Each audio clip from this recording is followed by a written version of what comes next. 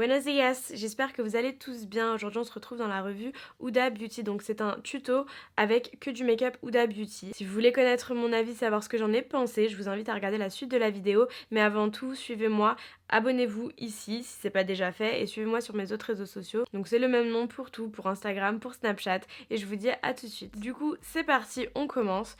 Pour le fond de teint, j'ai pris deux teintes. J'ai pris la teinte 300 ainsi que la teinte 310. Alors là, j'essaye de l'ouvrir parce que j'ai pas ouvert depuis. J'ai voulu faire vraiment le test en live. Donc voilà, il se présente comme ceci. C'est pas du verre, c'est du plastique. Donc s'il tombe, normalement, il n'y a pas de chance qu'il se casse. J'adore le packaging. En fait, je le trouve super joli. C'est très classe, très élégant, très épuré. À l'effigie d'Huda Beauty, hein, de toute façon. Et du coup, comme je vous ai dit, j'ai eu la teinte Latte et la teinte Amaretti. Du coup, là, je vais appliquer le 300 sur cette joue-là. Le 300 m'a l'air pas mal. Et là, c'est le 310.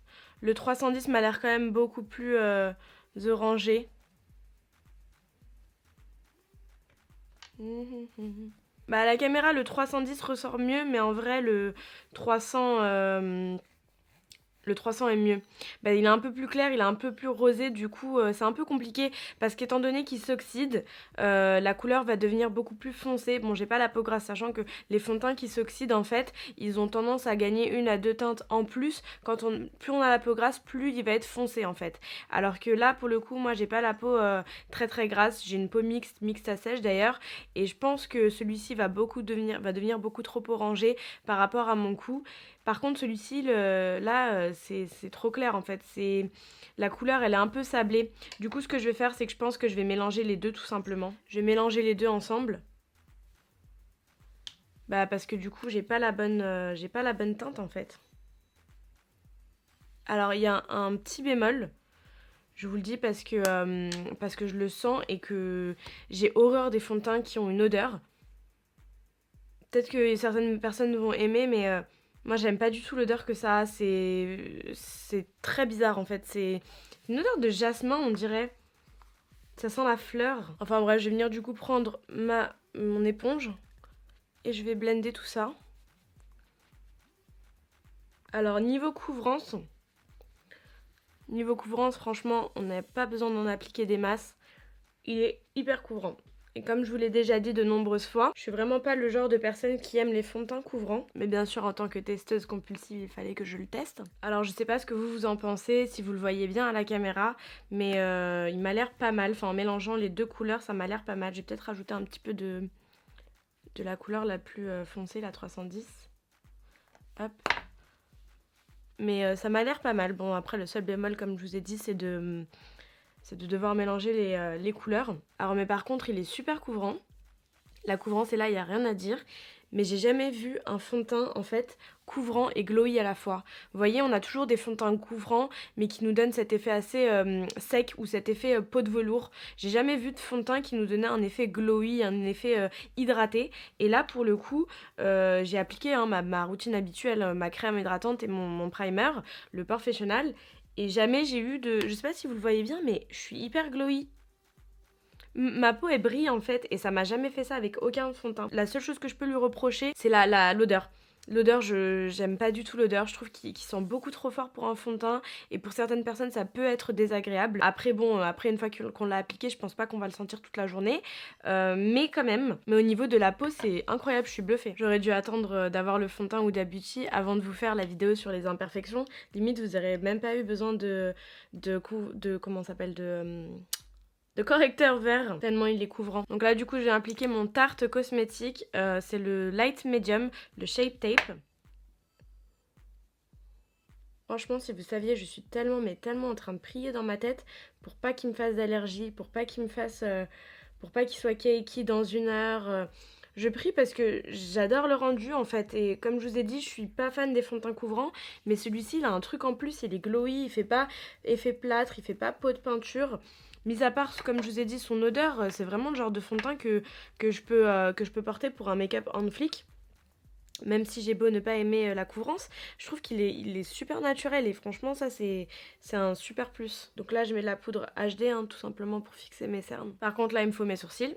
Maintenant que mes sourcils sont faits, je vais venir prendre un mini morceau de scotch que je vais poser aux extrémités. Du coup franchement je sais pas trop ce que je vais faire, mais en tout cas je vais venir faire un mélange des deux palettes. Donc ça va être un freestyle et on verra ce que ça donnera à la fin. Bien évidemment je commence par prendre une couleur assez claire, donc comme la Desert Sand juste ici, à poser sur la totalité de mes paupières. Ensuite, dans l'ancienne palette, vous avez un fard qui s'appelle Shy. Donc je vais prendre celui-ci, c'est un espèce de rose poudré, un vieux rose. Hop, et je vais l'appliquer sur toute la paupière mobile et fixe en faisant des va-et-vient. Bien évidemment, je l'applique avec un pinceau fluffy. Donc là, j'ai le Morphe Y13, Y14. G24, pardon. Il est joli quand même ce rose, je l'avais jamais appliqué, je l'avais jamais testé. Et ensuite dans l'autre palette, je vais venir prendre le fard améthyste, donc qui est un violet assez pigmenté. Et je vais l'appliquer avec le... J'ai du noir partout sur les mains. Je vais l'appliquer avec le 227 de Zoeva.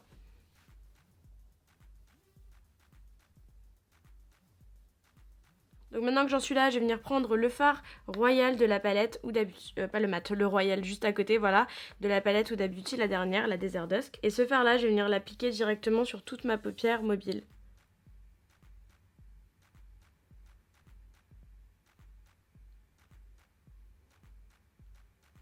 Ensuite, je vais venir prendre le fard qui est juste à côté, le fard Twilight, pour apporter un peu de lumière. Et je vais le mettre au milieu par contre.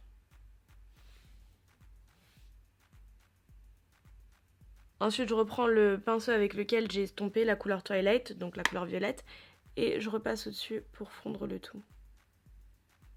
Du coup, maintenant, je vais prendre un eyeliner blanc, c'est de NYX. J'aime beaucoup celui-ci parce qu'il s'applique très facilement. Et avec le liner blanc, je vais venir suivre le dessus en fait de la paupière mobile.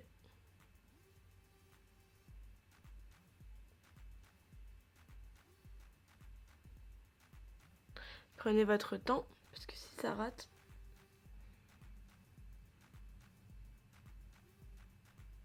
Vous pouvez prendre appui sur votre nez.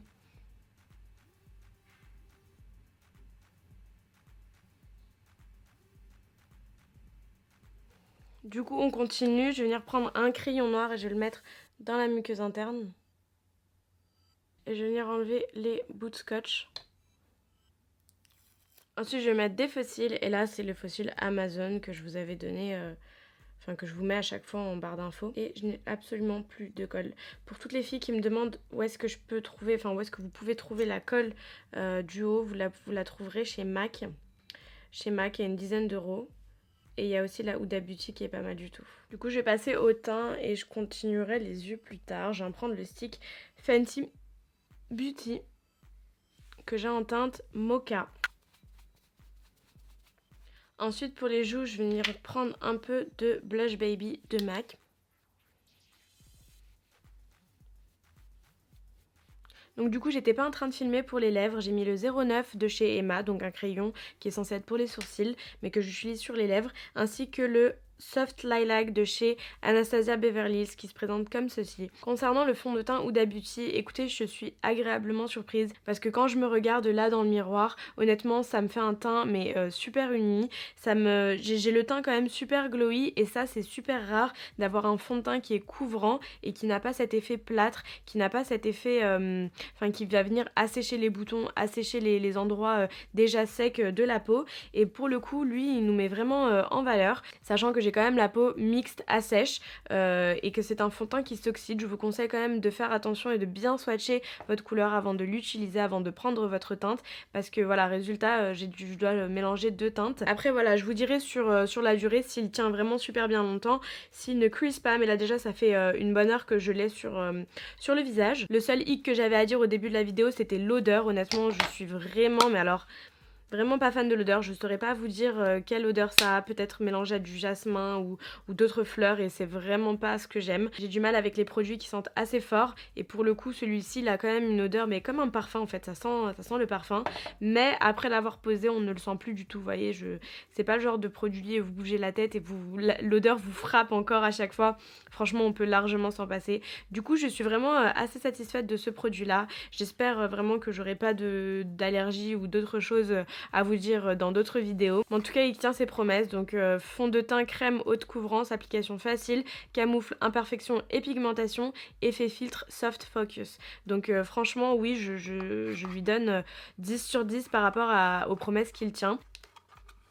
Ah, j'avais pas vu qu'il y avait, ils ont mis un échantillon de la base de teint hydratante. Bah du coup je l'ai utilisé sans, hein, j'ai mis la Benefit, mais je la testerai une autre fois et je vous dirai ce que j'en pense. Franchement c'est super intelligent d'avoir mis ça dedans. J'aurais dû m'en rendre compte plus tôt du coup. Mais oui, je lui donne 10 sur 10 sur ses promesses, parce qu'il tient vraiment ses promesses. Honnêtement, on a l'impression d'avoir un filtre sur soi, dans le sens où il floute tout. Il floute tout, on voit beaucoup moins les pores.